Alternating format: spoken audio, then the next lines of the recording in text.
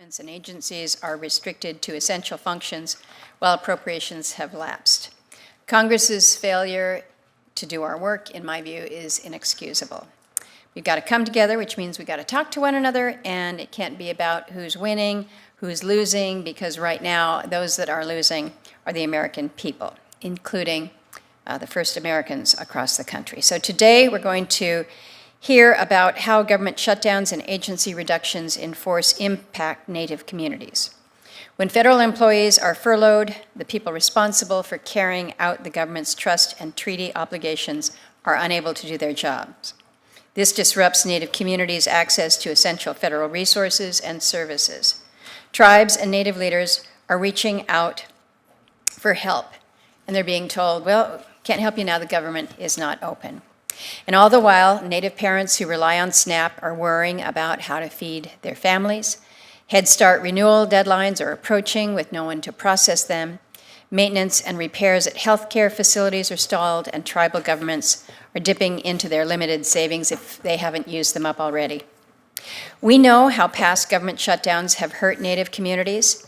During the 2018 partial government shutdown, the Indian Health Service had no advance appropriations at the time, forcing tribes and tribal organizations to cut services, exhaust on-hand medical supplies, and even consider temporarily closing tribe healthcare facilities.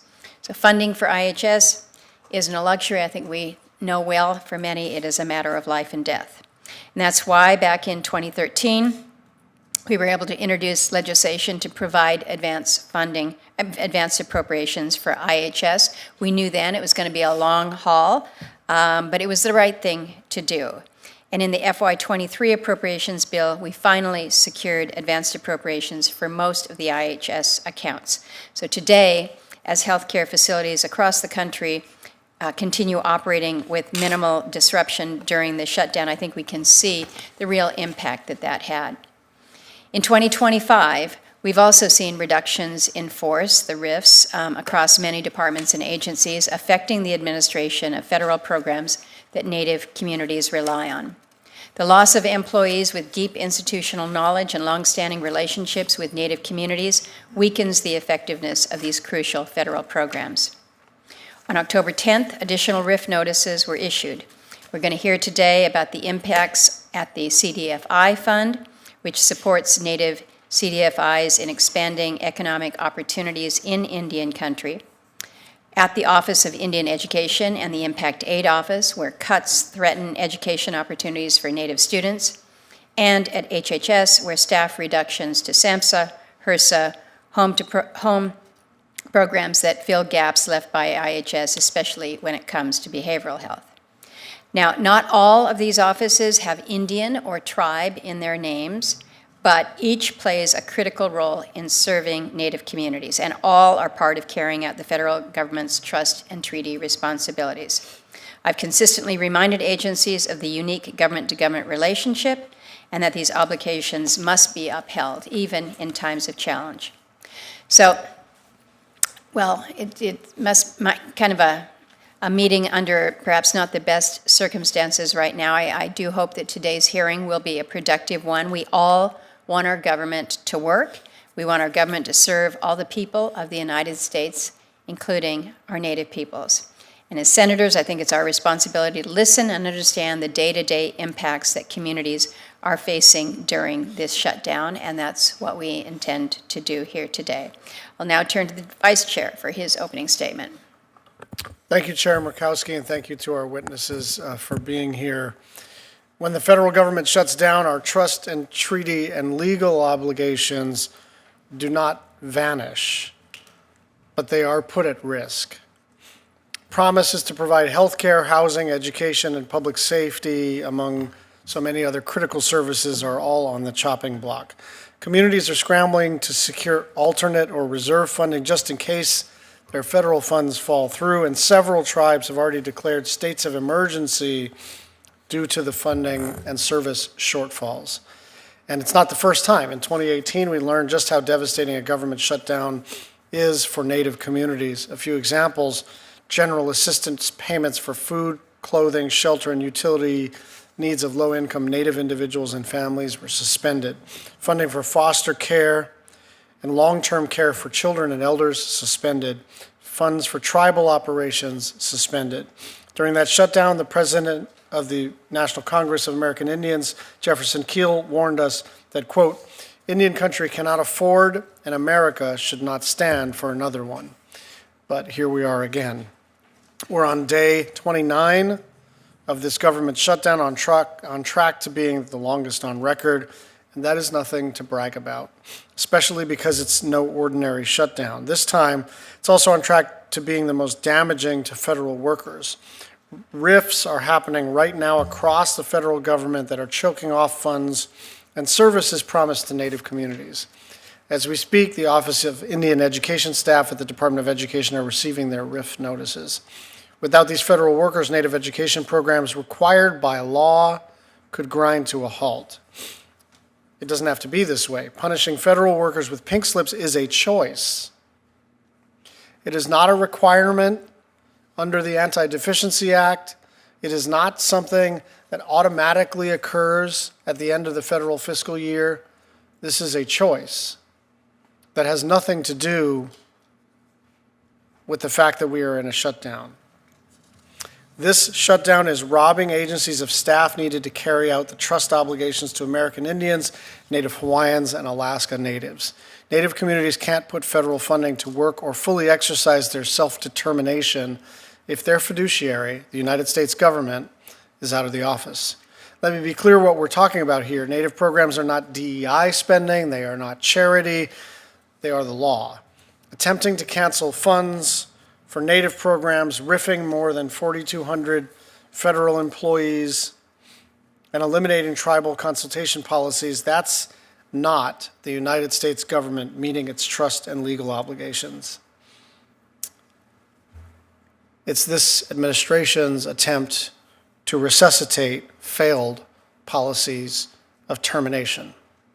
I look forward to this hearing and this discussion about how this is impacting Indian country and Alaska Natives and Native Hawaiians, and I thank you again for being willing to testify.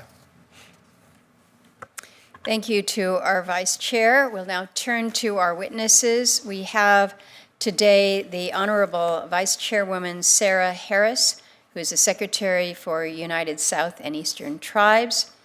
She will be followed by Mr. Ben Mallott, who is the President of the Alaska Federation of Natives. Mr. Kerry Bird, who is the Board President for the National Indian Education Association. Mr. Pete Upton, who is the CEO of the Native CDFI Network.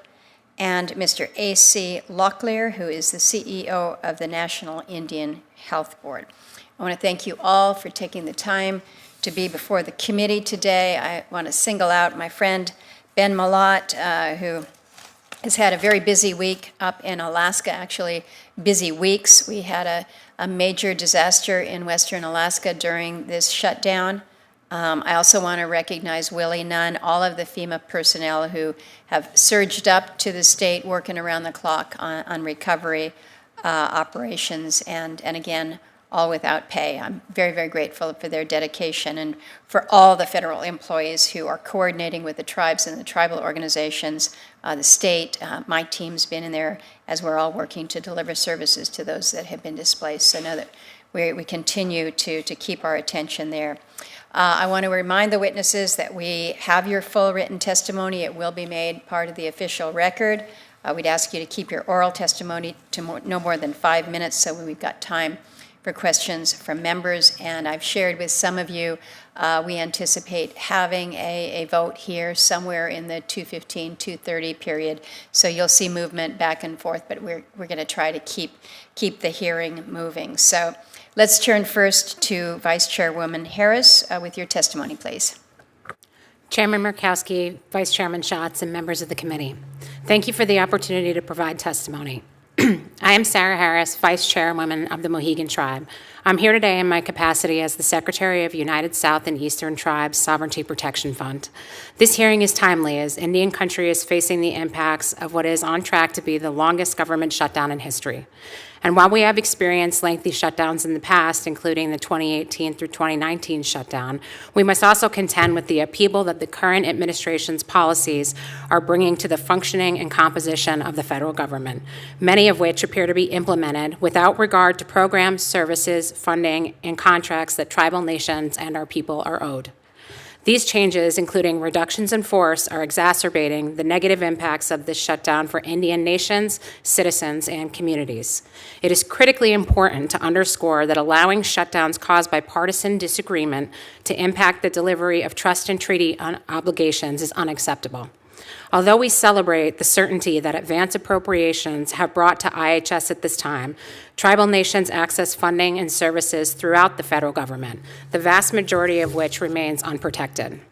Our tribal nations are working to ensure that citizens have continued access to food as nutrition programs like SNAP and WIC are running out of funds. For example, USET's SPF's board president, Penobscot Chief Kirk Francis, was unable to testify today because he is currently working with his tribal council to reallocate over $200,000 in other funding to bridge the gap in nutrition and funding for November alone. This includes asking tribal hunters to donate moose meat so that elders can be fed. As the temperature continues to drop this fall, at least 12 of our member nations are without low-income heating assistance through the Department of Health and Human Services. The CDC is extremely delayed in sharing disease prevalence data with our Tribal Epidemiology Center as South Carolina faces a measles outbreak and we enter flu season. Finally, some tribal nations are being forced to consider taking out lines of credit to continue providing services to their citizens and communities. Congress and the administration must work together to ensure the shutdown is lifted as soon as possible. The longer the shutdown continues, the greater the likelihood of compounding impacts to essential services in Indian country, those that are the responsibility of the federal government. We urge the administration to work with Indian country to ensure its policies, including RIFs, do not affect the delivery of trust and treaty obligations. Beginning on January 20th, as we do with every administration, tribal nations have approached the White House, the Office of Management and Budget, and numerous federal agencies and departments seeking partnership and to educate them on the unique legal and moral obligations the United States holds to Indian nations, tribal nations, citizens, and communities. We've explained why these obligations supersede the administration's priorities related to the scope and size of the federal government. This includes requests for exemptions from the administration's RIFs for tribal serving positions, both through the Department of Government Efficiency and now through OMB. Despite this advocacy, many tribal serving positions have been eliminated over the course of this year. Tribal organizations have also come together in response to the early actions of the administration, including USET, SPF, and our sister organizations here today. Currently, a total of 37 member organizations, the Coalition of Tribal Sovereignty, is a nonpartisan collaboration of local, regional, and national tribal organizations working together to safeguard tribal sovereignty and uphold the United States delivery of trust and treaty obligations. Since February, the coalition has sent over 50 letters to the executive branch. Broadly, these communications offer the following messages. Indian country is being unintentionally swept into the administration's broad implementations of its policy priorities. Because of trust and treaty obligations, tribal programs are not like other federal programs and must be treated differently. Tribal nations and the Trump administration have important overlapping goals, and we must focus our energies on pursuing those goals together. At present, however, our focus is being drawn to protecting Indian country from collateral harm caused by imprecise implementation of the Trump administration's priorities. It is critical that all branches of the federal government recognize that IHS, BIA, and BIE are not the sole agencies charged with delivering trust and treaty obligations. Tribal nations access funding and services throughout the federal government for which we have prepaid with our lands, resources, and the lives of our ancestors. It's simply not enough to only protect these agencies from the impacts of policy changes and position eliminations. All tribal slave-ring personnel, programs, and agencies must be exempt from these actions. Turning our attention back to this committee and Congress more broadly, the shutdown and this year's federal upheaval should inspire you to think differently about how trust and treaty obligations are funded and carried out. In the short term, all federal Indian funding must be protected from shutdowns and continuing resolutions through advance appropriations. This would ensure that the federal government continues to meet its obligations regardless of politics and provide some certainty to our people, patients, and employees each year. In the long term, full and mandatory funding would better exemplify the obligations of the United States to tribal nations. In closing, we urge this Congress to bring the destabilizing effects of its own inaction to an end for Indian country. We thank the committee for the opportunity to testify and look forward to partnering as you seek to advance and improve the delivery of trust and treaty obligations. Thank you. Thank you so much, Vice Chairman. Next, we turn to Mr. Mallott. Welcome. Thank you, Senator and Vice Chair Schatz, members of the committee. Thank you for having this hearing today. It's really critical and timely for our tribal communities. My name is Ben Mallott, as Murkowski mentioned. I honor serving as president of AFN. AFN is Alaska's largest statewide organization. Its membership includes 170 federally recognized tribes, 154 religious corporations, 11 religious corporations, 11 regional nonprofits, over 160,000 Alaskan natives. As I went through working on my testimony for today, I reached out to a lot of our member organizations. And I'm lucky to hear that most of our tribal organizations and communities prepared for the shutdown. But as we approached 30 days of the shutdown, many of them did not prepare for that long of a shutdown. As you mentioned, we're at day 29. A prolonged shutdown in Alaska becomes life-threatening for many of our communities. Also delays the ability for our tribes, who are very capacity-strained, to do reporting and or to also work on additional permits and grants. It's just critical for Alaska, as many of our construction season is summer. Right now is when our tribes have to get the orders in for doing infrastructure and critical supplies for our communities. Also, while many of our tribes and organizations plan for a shutdown, we cannot always plan for weather. As Murkowski mentioned, on October 12th, we had a very serious typhoon hit Alaska. It was like no other typhoon hit Alaska in our history, and over thousands of Alaska natives were evacuated to Anchorage. I want to thank the work of the federal government and state of Alaska, and also our delegation, your team, Murkowski, for responding to the storm. It's really critical that we have these employees responding. It's also critical that they also get paid for their work in responding to save our communities. And I recognize that. I want to thank many of the federal employees who are working right now in response to the storm, who are not getting paid right now. I also want to recognize that during this storm, advanced IHS allowed organizations such as YKC to respond immediately to this storm. I want to thank and also highlight, as members of this panel is how important advanced IHS is for our communities. Also, as we go into impact shutdowns, I cannot highlight enough just how food security is critical for this right now. As SNAP about to end on Friday, we are looking at the ability for our communities to decide between heating and fuel. For example, right now in Kotzebue, Alaska, a gallon of milk is $12.99. A 24 count of eggs is $13.19. A 4-pack of bathroom tissue, this is single ply, is $8. A loaf of bread is over $6. Stove oil is $7.79. Six cans of corn hash beef is $39.99. Without SNAP and without LIHEAP, it's critical for our communities to decide between heating and fuel. Right now, I looked up the weather in Uktiavik is 3 degrees, but it feels like -9. In Bethel is 17 degrees. In Kotzebue is 15 degrees. In my mom's home village of Rampart is 21 degrees with light snow. My father's hometown of Yaktat, which is a lot farther south, is a balmy 35 degrees.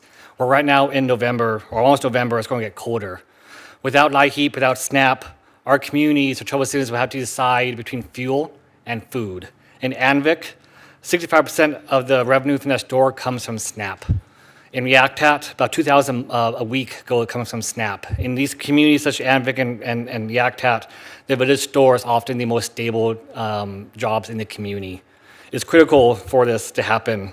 LIHEAP is also critical for our communities. As I mentioned, especially for our elders, they're going to decide between heat and fuel. In some of our communities, elders are there alone and might not have family to help them with food security.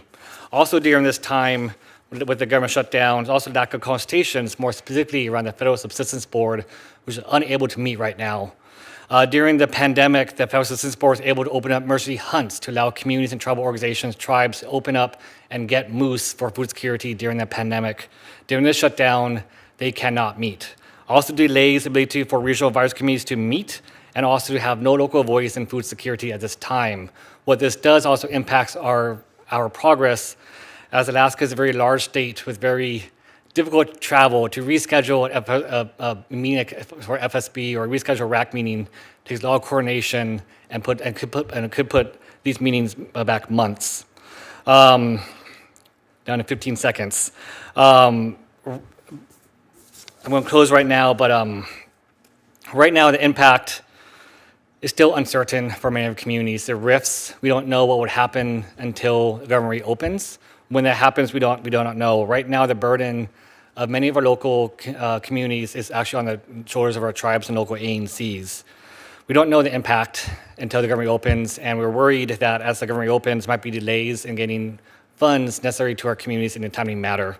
With this said, as members of this panel will say, we urge the community to be innovative, look at how we reopen government and support our tribal communities. With that said, I'm going to close again. Koyana Gunakshish for this hearing today, and thank you for leadership, Senator Murkowski.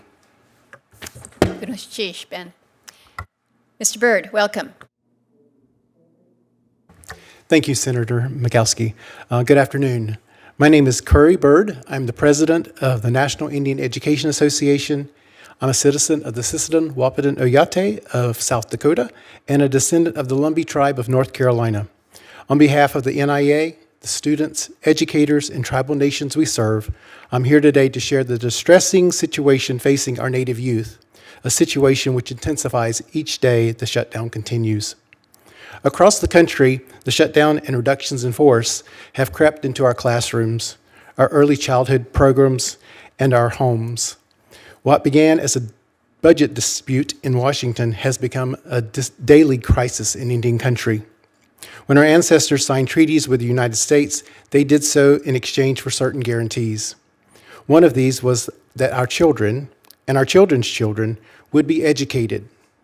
This obligation is not a discretionary choice, it is a payment on a debt owed. These promises are what every Native parent holds onto when they send their child to school each morning. It's what keeps a principal in Shiprock, New Mexico, and a Head Start worker in Sisseton, South Dakota showing up, even when the federal government is not. At the Department of Education, the Office of Impact Aid, which provides $1.6 billion annually to federally impacted school districts, has come to a standstill. With the staff furloughed for over a month and no forward funding, essential payments have not arrived. In South Dakota, Montana, and New Mexico, school districts are burning through reserves just to meet payroll. For some schools, these dollars make up to 50% of the budgets which keep them open. The situation is just as severe at the Administration for Children and Families. Beginning on November 1st, 12 American Indian Alaska Native Head Start grantees serving over 2,500 children will face an immediate funding shortfall. The Cherokee Nation in Oklahoma has already prepared to step in to keep their centers open, but smaller tribes across the country may not have the reserves. They are being forced to decide between keeping their early childhood classrooms open or feeding their communities, as SNAP and nutrition programs also face funding gaps. This is not a choice tribal nations should ever have to make. These impacts show the fragility of the system. Programs that were designed to uphold the federal government's moral and legal promises are now being held hostage. Thankfully, while other agencies have gone dark, BIE offices and schools have stayed open, not because the system is immune to the shutdown, but because the government understands that federal employees within the BIE are unique and must be protected. The administration has designated all BIE staff as excepted or exempted. Teachers are still in classrooms, bus drivers are still on the routes, dormitory staff still are caring for killed students far from home. That is how it should be, and how it would always be if the entire system were to receive advance appropriations. Meanwhile, Native students outside of BIE schools are at unique risk. More than 90% of Native children attend public schools, many in rural or reservation-adjacent districts, which depend on federal programs such as Title VI, Impact Aid, and Johnson O'Malley. Yet, Impact Aid, JOM is not forward funded. During a shutdown, payments to tribal contractors and Indian parent committees are frozen. That means tutoring stops, after-school support is canceled, while communities wait for Washington to act. For many Native families, JOM is one of the only visible signs that the federal government remembers its educational promise to their children. The Indian Program's Advanced Appropriations Act would fix this by ensuring all BIE accounts, not just school operations, are fully insulated from shutdowns.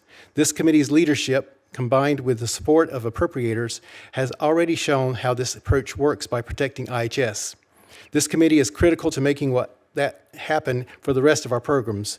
We urge this committee to educate your peers and protect tribal serving offices and accounts from any future attempts to play politics with the federal government's solemn obligations. At the Department of Education, the Office of Elementary and Secondary Education has been hollowed out.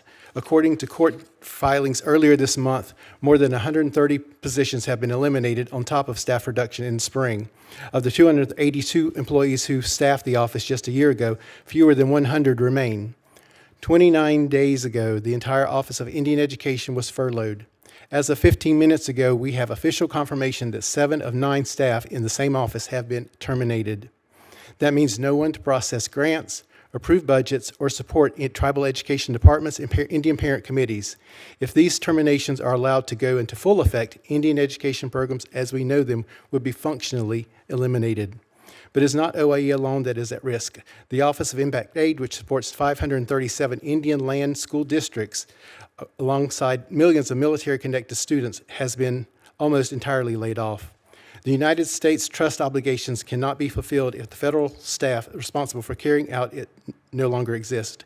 If these workforce reductions continue and if shutdowns are allowed to repeatedly disrupt the flow of education funding, the United States will be in direct violation of its trust and treaty obligations. Education is a promise to our people as part of the guarantees this nation made. It cannot be withheld because of political stalemates or administrative restructuring. Today, I ask you to keep that promise. I ask Congress to reopen the government. I ask you to work with the administration to rescind the rifts that target tribal serving staff and to make sure that Native children will never again be caught in the crossfire of political shutdown. Thank you for your attention to this urgent matter and for your continued commitment to upholding the promises made to tribal nations and Native students. Thank you. Thank you, Mr. Bird. Mr. Upton, welcome. Thank you, Chair Murkowski and Vice Chair Schatz and the committee for this opportunity to share today. My name is Pete Upton. I'm an enrolled member of the Ponca Tribe of Nebraska. I serve as the CEO for the Native CDFI Network, the only national membership organization dedicated to supporting Native community development financial institutions. I also serve as the Executive Director of Native 360 Loan Fund, a Native certified CDFI serving Native people in Nebraska, South Dakota, Kansas, and Iowa. On behalf of NCN and the nearly 100 certified and emerging Native CDFIs we serve, I express our grave concern regarding the reduction in force action on October 10th to terminate all CDFI fund staff and abolish the CDFI fund altogether. These actions will economically devastate tribal communities. According to a recent Federal Reserve study, 46% of tribal communities are located in banking deserts. Native CDFIs are typically the only financial institution serving these communities, providing access to capital, credit, and financial education where no alternative exists. Abolishing the fund will cause severe, immediate, and long-term harm to Native CDFI's ability to serve the growing small business, homeownership, agriculture, consumer lending needs of tribal communities, the needs long ignored by mainstream banking institutions. We are already experiencing the impacts. The FY25 appropriated funds for the Native American CDFI Assistance Program remain frozen, with no Treasury staff at work to finalize these agreements or release the awards, choking off critical seed capital for the Native CDFIs whose average asset size is just $5.8 million. Meanwhile, dozens of Native CDFIs awaiting Treasury recertification remain in limbo with no one to process their applications. The RIF and the looming abolishment of the fund also spell a demise for new market tax credits program, a key financing tool that cultivate private investments in vital economic and community development projects on tribal lands. Without the fund, staff to administer it, the latest double round of new market tax credits won't be allocated to Native community development entities or other CDEs serving Indian country. Also in danger is Congress's push to expand and make permanent the successful USDA 502 relending program, which will enhance the Native CDFI's proven ability to foster home ownership among Native people by issuing them mortgage loans on tribal lands.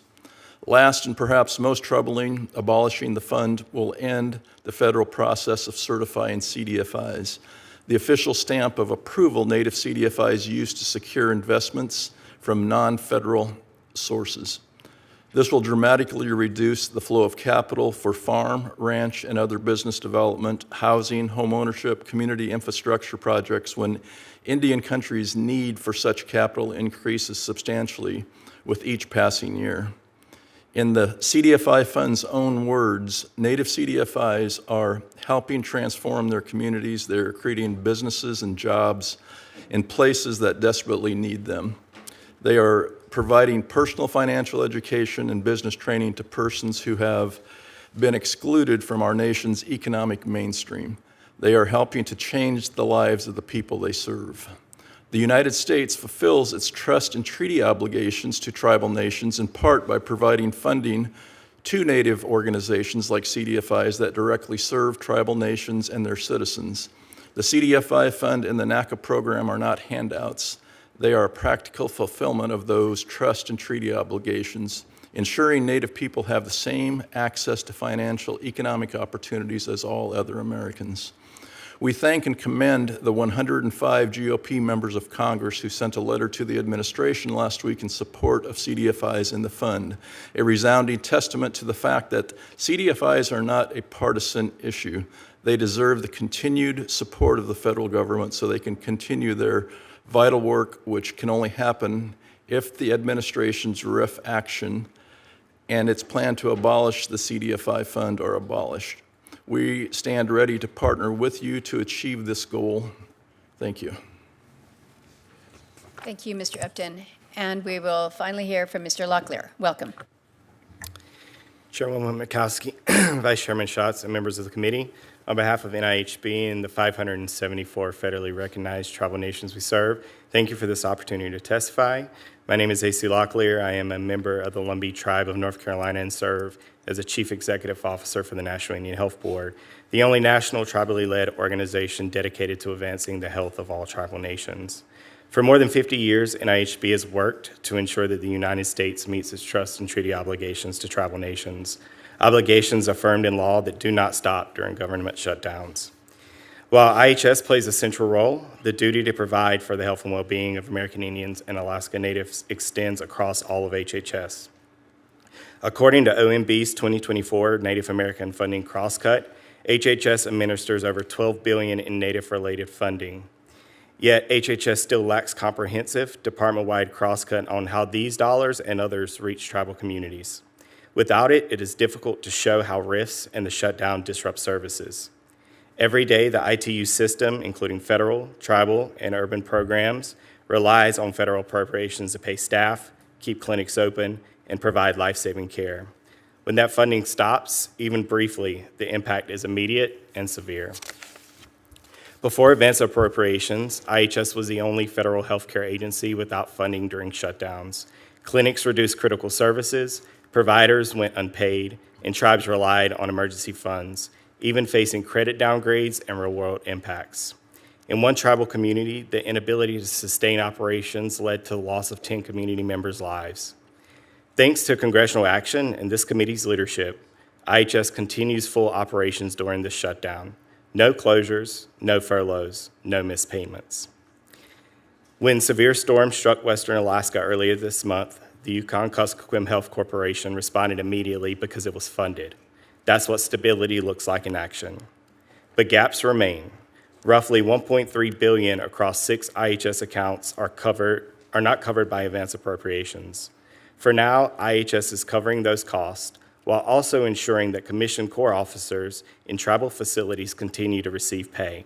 But that stopgap is unsustainable. Similarly, the Special Diabetes Program for Indians is also affected. As the nation's most effective initiative for combating diabetes in Indian country, SDPI is responsible for an 84% drop in uncontrolled diabetes-related hospitalizations, and estimates show it saved IHS between $174 and $520 million in healthcare costs. SDPI has had only minimal increases in recent years and lacks stable multi-year funding. This shutdown puts the program in jeopardy, forcing IHS to rely on unobligated balances to keep it running. NIHB strongly supports the permanent reauthorization of SDPI and no less than $20 million annually with automatic funding increases. Programs like SDPI prove that predictable and advanced funding improves program outcomes, extends lives, and upholds a federal trust responsibility. Advance appropriations works. Now every tribal health program must be protected so tribes never face a lapse in care. Additionally, workforce reductions are eroding capacity across HHS.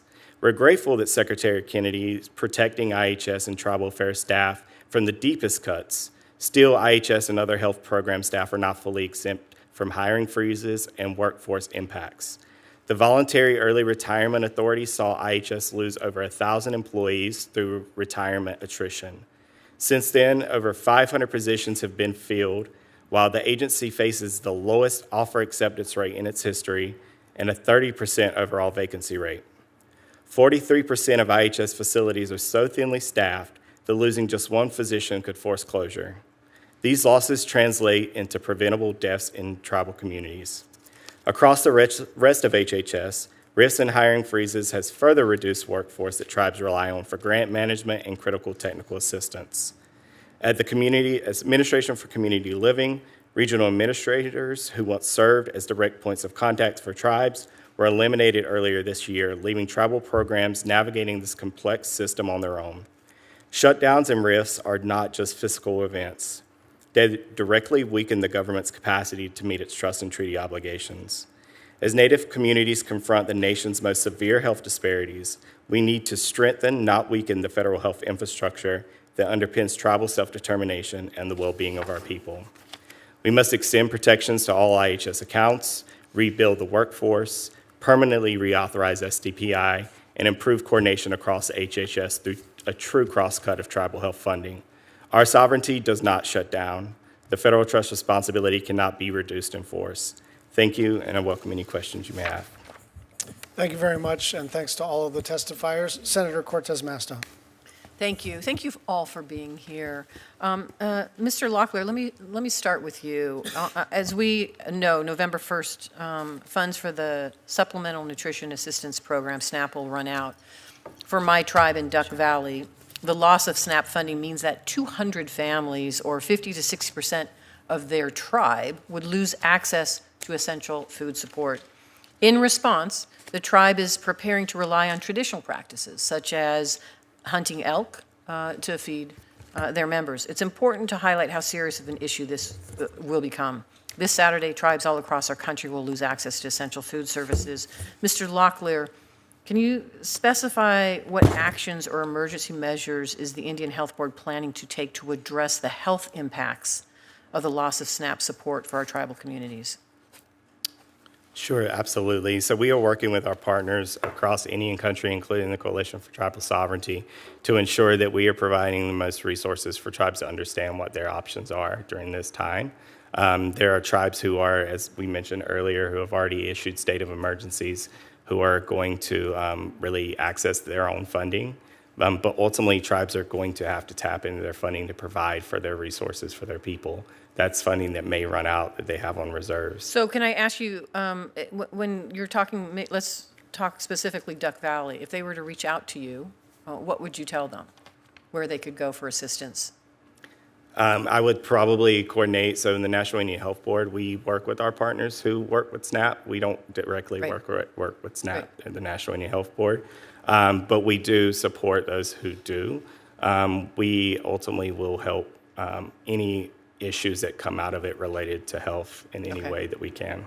And are you, is that something you obviously normally do, but are you putting additional staff dedicated to addressing this during this period? That's a wonderful question. Unfortunately, due to funding restraints and also that most of the national organizations such as NIHB, nonprofits, rely heavily on federal funding to help support a lot of their programs, which are also being restricted at this time. And Outside of the government shutdown, that restriction has occurred. Limitations to funding, limitations of funding to staff. have consistently occurred. So we are looking at other partners, philanthropy, to help booster that. But we are putting our own resources, our own reserves to make sure that we are supporting Indian country in this moment the best that we can. Thank you. I appreciate that. Mr. Upton, in Indian country where access to home ownership is already limited, the community development financial institutions have been a critical resource in helping our tribal families access financing, especially after natural disasters. Can you talk a little bit about, with the proposed elimination of the CDFI fund, how do you see this impacting the ability of tribal communities to make long-term housing decisions and recover from natural disasters?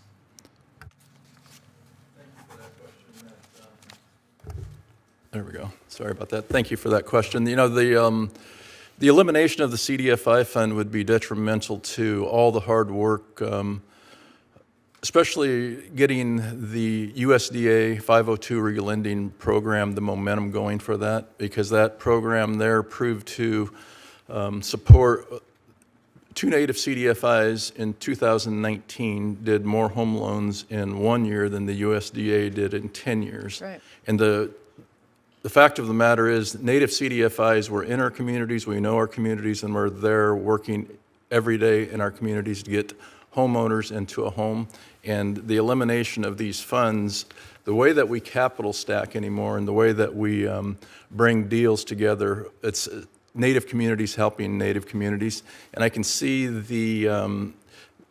we've had the biggest struggle in getting low interest, long-term capital. And finally, with the USDA 502 relending program, it's finally in sight that we could do that. It's a $50 million, potentially $50 million annual allotment for housing.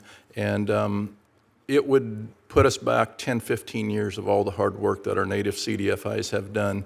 And if the fund is eliminated, our work would stop, and we're going to have to find another avenue. But the CDFI fund itself, it's a stamp for investors to say that you are investable. So we bring in private capital at a rate 8-to-1. So to answer your question, it would be devastating for our tribal communities. And right now, native CDFIs are playing a big, big part of it and bringing other partners in on a daily basis to supply housing for our tribal communities. Yeah. Thank you. Thank you. Senator Smith. Well, thank you so much, Vice Chair Schatz, and thanks to all of you for being here today. This is such a useful opportunity for us to hear about what's happening, the real-life impacts as we struggle through this administration and this shutdown. And I'm really glad to see Mr. Upton here. You have been such a great friend and advocate, and to help my office in many ways as we've done all of the work on CDFIs and native CDFIs. And so maybe I just want to start by following up a bit on Senator Cortez Masto's questions, because I'm trying to get at what are kind of the actual on-the-ground impacts of the way in which kind of the mass firing of the CDFI fund staff at Treasury, like what impact that's really having. And in your testimony, you write about how none of the 3 largest home lenders in the U.S. issue federally guaranteed mortgages for the construction of new permanent homes on tribal land, so like 0. I mean, this is where CDFIs have played such an integral role, as you said, because you know your communities. I just want to pause on that for a minute, see if there's any additional information you think would be useful for the committee to understand when we think about that, kind of financial desert on tribal lands when it comes to home mortgages without CDFIs. Without CDFIs, the greatest challenge that we have is being able to bring in, and I spoke with CDFIs up in Alaska yesterday, and it's an ecosystem that Right. we have, and it's bringing in all the federal programs to support the capital needs to home mortgages, and whether it be new market tax credits, the USDA, there's a number of leveraging tools that we use to fulfill our long-term capital needs. But I think more than anything, the shutdown currently, what it's doing, when you think about this, you know, the CDFI fund itself, there's about $6 billion of funding that they roll out annually. And I just ran the numbers through a couple of colleagues. There's about 81 employees currently at the CDFI fund before the RIF. And with that $6 billion, you know, they administer and the policy of, and they review the applications, the award process, the compliance, the monitoring, the data analysis, the reporting, the cross-agency coordination, but more than anything, they oversee the certification. Right. So there's so much that those staff members do that's not happening right now. And without the 2025 awards that should be rolled out as we speak here, the TA awards were announced, but there's no one to process those awards. And more than anything, it is causing, maybe, I wouldn't say a lot of fear, but it's that golden stamp that philanthropy sees that you're a certified native CDFI and you are investable. You have so maybe there might be some treading back a little bit. It's going to slow the process down if we don't get the staff reversed and get them back to work. Get those RIFT people back on the ground, right, exactly. Well, there's so much to talk about here. I appreciate very much you being here. I want to turn to Ms. Harris. Thank you so much for being here. And though I was not here for opening statements, I understand that you spoke about how the president of USDT is not able to be here because they're busy trying to figure out how to cover the gaps, the huge gaps that are being left in the nutrition program because of this looming refusal by the president to spend money that he's authorized to spend to pay for SNAP programs. And of course, tribal lands have this kind of, you have this nutrition assistance, which is extremely important, SNAP, but then you also have the FDIPR program, which is really important. And I'm hearing from Minnesota tribes that there's like kind of switching happening right now as people are trying to figure out where is the best place to be able to get stable sources of nutrition assistance for folks on tribal lands. And people are in the midst of sort of trying to figure out how to change their benefits.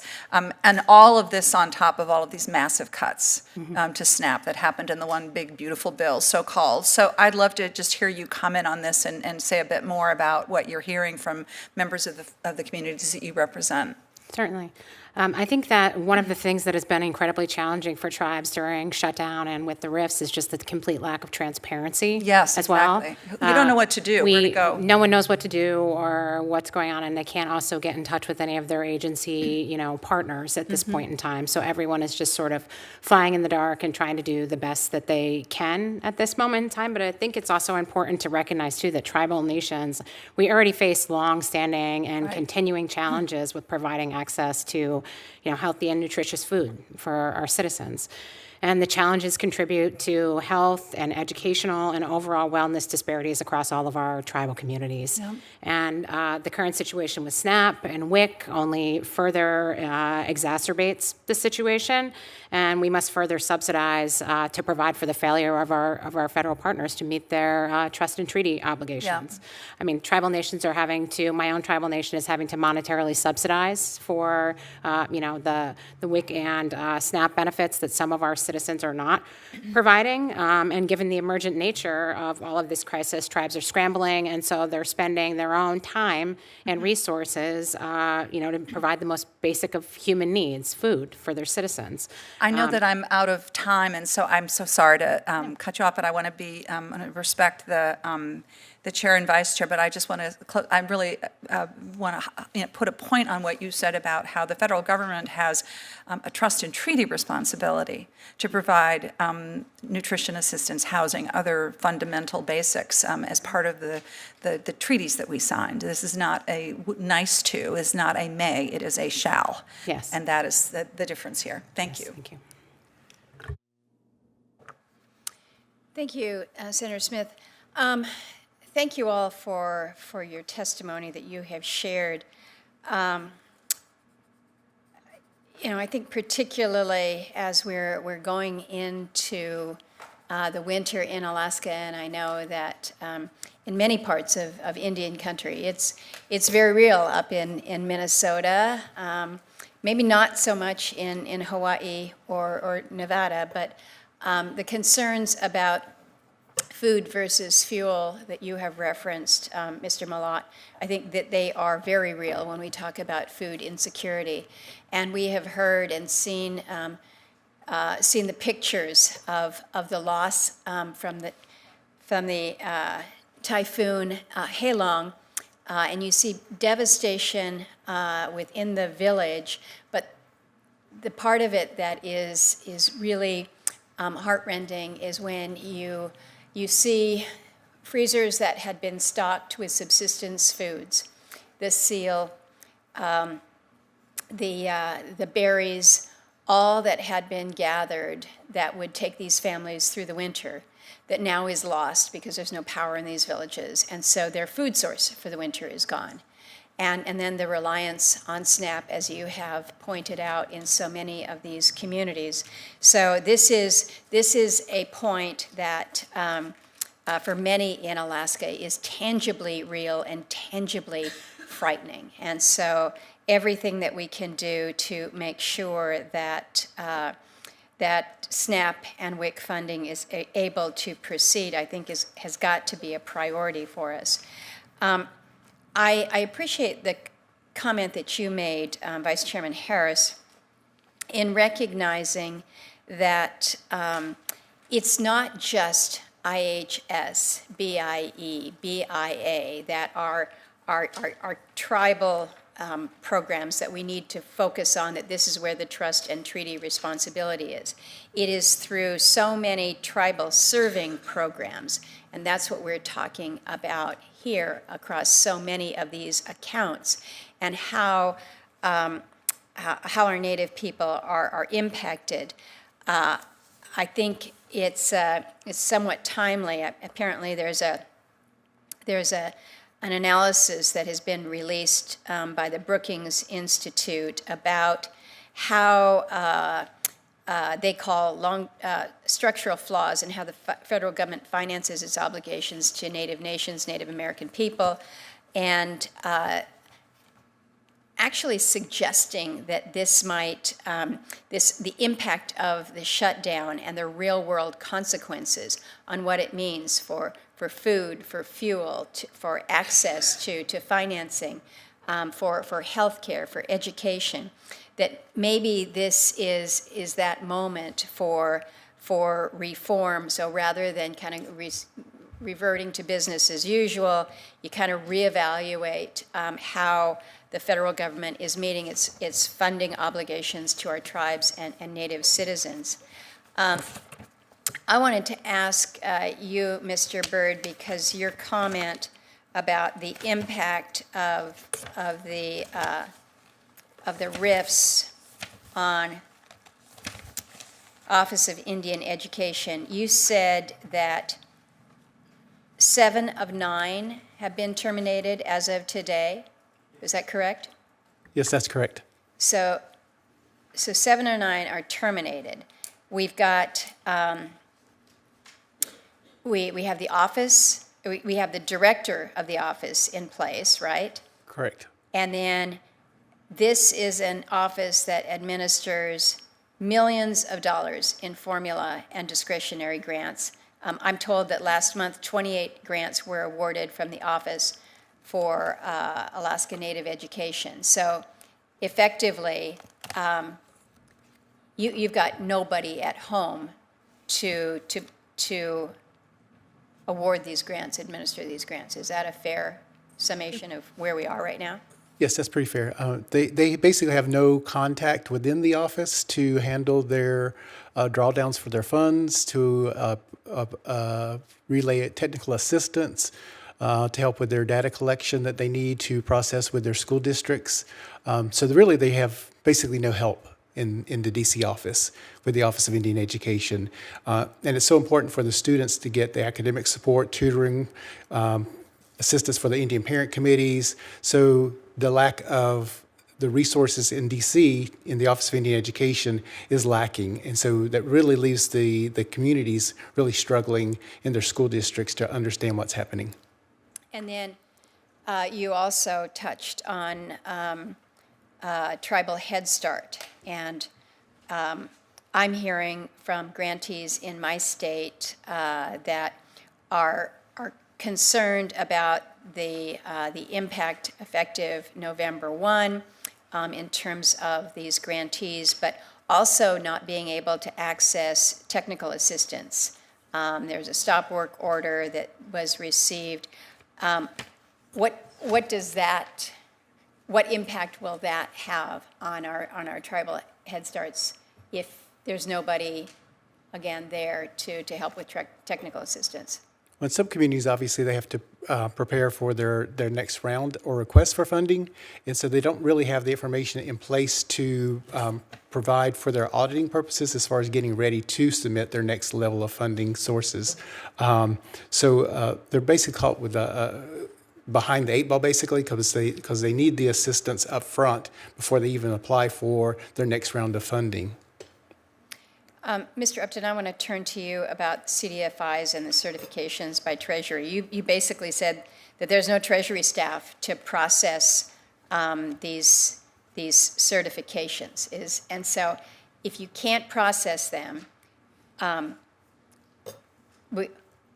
okay, tell me what happens. Tell me what happens in terms of the inability of Treasury to move forward with any certifications when we're talking about access to capital markets. Without certification, it really gives certification gives investors, philanthropy partners, federal agencies confidence that the funds they deploy to us, whether it be through a form of a grant, it's that golden stamp that we're going to deploy that money with integrity, accountability, and measurable impact. So you're saying it's a stamp of approval. So if you don't have the stamp, does that mean that you're less likely to be able to access that loan? You're going to be less likely to have philanthropy. Philanthropy already, Native-led organizations are less than 2% of total philanthropy giving. And with the Native CDFIs especially, it's so important that we have that certification because without it, I fear that philanthropy isn't going to be as giving and as open to. There's no guarantee. It's the certification. It's the golden stamp that you are what you say you are. And the CDFI fund has certified that all of your accountability, you're doing what you said you were going to do with the money that they gave you. And that's probably the most important when it comes to bringing on private investors and private capital to the work that we do, is that it builds the trust, it builds a trusting relationship with our funders. So without it, there's many programs that you are required to have that CDFI certification to even apply. And I know there's a lot of investments through, whether it be a investment from a bank, also they're going to require some sort of certification. So I think that is my fear, that those types of investments will disappear, and they'll disappear quickly. Turn to Vice Chair Schatz. Thank you, Chair Murkowski. Secretary Harris, thanks for being here. We've seen tribes furlough some of their own staff and have to keep and take loans out. Can you just drill down for me on some of the scenarios that certain tribes are going through with this lack of funding? Just tell us what's happening. Well, we're hearing from different member tribes of USET, and I know one of the things that we've heard anecdotally that tribes are looking at is securing lines of credit. Because right now there were, grants that they anticipated would be coming, but there's no information about whether or not they will be coming, or not. And when, we're taking out lines of credit, we're also, incurring interest payments on those lines of credit. And then that later, pulls tribal funding away from things that could be going to programs. And then at the end of the day, there's no guarantee that those will even come through.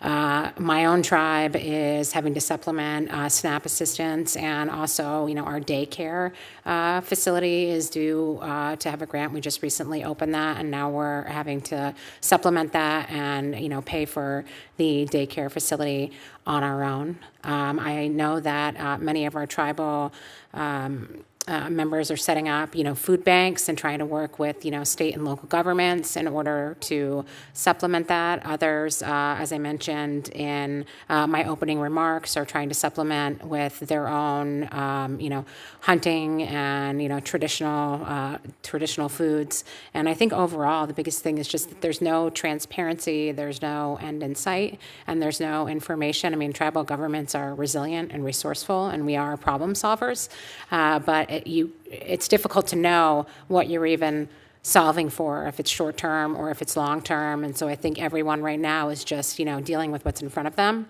and trying to find stopgap measures to provide for our tribal citizens until, there's more clarity. And just, I guess at this point, starting to anticipate that this may be a lot longer, and that will require more thinking and more, measures on how to deal with that. And how much, you may not be able to answer this question because I'm not sure any of us quite know, but it seems to me there are at least two things going on, right? There's the expiration of the appropriations bill, and that has pretty direct impacts on tribes. But then there's also these RIFs that are not really required under the Anti-Deficiency Act. So can you figure out what's causing what? I mean, the RIFs, I know I can speak from my own experience, the RIFs are causing us to not be able to even know in some cases. I mean, we don't know if the person is furloughed, or we don't know if the person has been permanently let go. I mean, historically speaking, I can say that I worked during the Obama administration as the chief of staff for Indian Affairs. And at that point in time, and I checked this today, we had around 8,000 employees when we went through the 2013 shutdown. And currently there's about 6,000 employees as identified in the September 2025 contingency planning.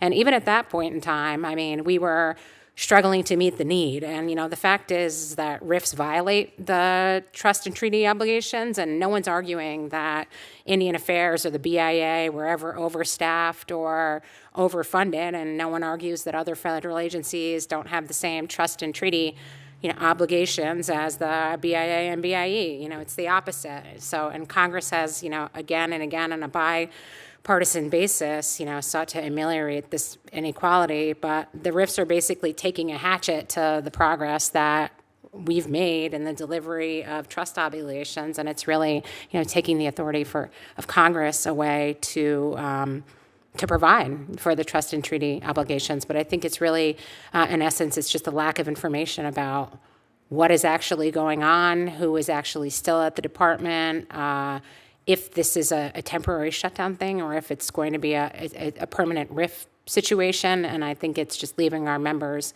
confused and without the ability to even properly confront the problem that's in front of us. Yeah, I mean, I think obviously we have some policy disagreements, obviously related to the shutdown and even related to Indian country, but I think it is at least fair if this administration is going to sort of execute a sort of rolling series of RIFs, and because of my relationship with the chair, I'm trying to avoid any sort of partisan vibe here. But it is at least fair to try to figure out what is related to the shutdown and what is not, because I'm quite worried that we could end up on the other side of this shutdown and in a short-term continuing resolution while we work on the rest of the appropriations process. And then we find that, it turns out 2/3 of the problems were just a lack of human beings to push out grants, to communicate with tribes and tribal leaders, and programs that serve Native people across the country. So I actually think we, as a committee, need to sort out, to the extent that it's possible, what is what. And I understand that in the politics of it all, it's part of a piece, right? It's a point that one party is trying to make to the other, and then the other party, and then it's just partisan warfare. But you need to know if this thing is over at some point next month, are your problems over, or are you still suffering through 30% of it, 90% of it, 2% of it? And the fact that we don't know the answer to that we don't know, and you don't know, I think is a problem. We need to at least ground ourselves in the same set of facts. Yeah, thank you for sharing that, Senator Schatz. I would agree. I think we need that kind of information. I don't remember how early it was in this session, but we had a hearing here in Indian Affairs to look at the impact of some of the reductions in force, what the layoffs, the impact of the layoffs were having on again.